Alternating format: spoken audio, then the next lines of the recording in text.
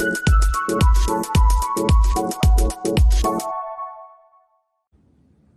don't think I've ever actually spoken about the protein sink idea, and it's a good visual, it's a good metaphor for you to understand why everyone is absolutely, what it seems like, obsessed with protein in the fitness industry.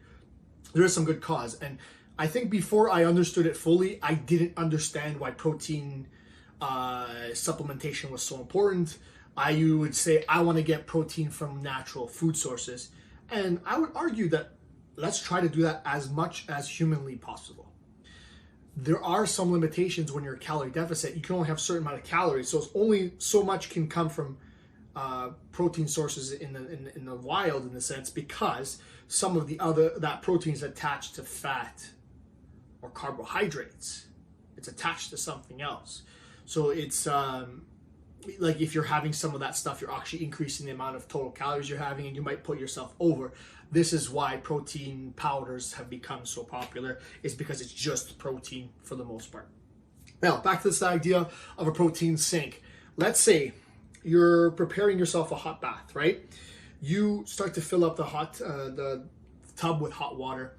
Now, you're not going to jump into that tub until that level is a certain level. Like if it's a couple inches on the bottom and most of your body's not underwater, you're probably gonna feel like it's too cold. You don't have any interest in being in that bathtub.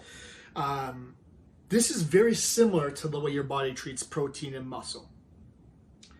So let's say now you're trying to fill this tub to have a hot bath, and for some reason, I don't know, maybe your kid took the stopper out, it's gone, no one knows where it is, and there's nothing you can use to plug that sink. It's going to continually be draining as you're filling. This is your body and how it works with protein. Your body's got a protein sink, and it's always turning over protein, getting rid of it as it's excreting it in different ways because it's recycling it, it's building it in cells. A lot of main functions use protein. So it is getting rid of it in some cases. It's turning it over in a lot of cases, like recycling it. But it needs protein coming in for this process to be the most efficient. Now back to the hot tub here, the bath. Let's say you still want to have this bath. There's no way to stop it, no way to stop it from draining. What you're going to do, maybe turn the water on faster or more so it fills hopefully faster than it drains. So at some point, maybe you'll feel comfortable enough to actually jump into that tub and enjoy your hot bath. Now your body, because of this drain, if it's draining faster than it's coming in, your body's like, no way am I going to do that. No way I'm going to jump into that bathtub. No way am I going to try to prioritize keeping muscle, because it's costly to keep muscle on your body. It takes a lot of energy, it takes a lot of resources. So in order for your body to understand it needs to keep it, a couple things need to happen. Predominantly, the building blocks have to be coming in, but also you need to be using the muscles. You need to be doing resistance training to tell your body, hey, I need that. Don't get rid of that. I'm using it, right? So you're using it, you're signaling your brain, listen, we need to build more muscle right here because I'm using it, and we need to be strong for the next time. And then also your protein's coming in because you're eating it properly. And now the threshold is high enough.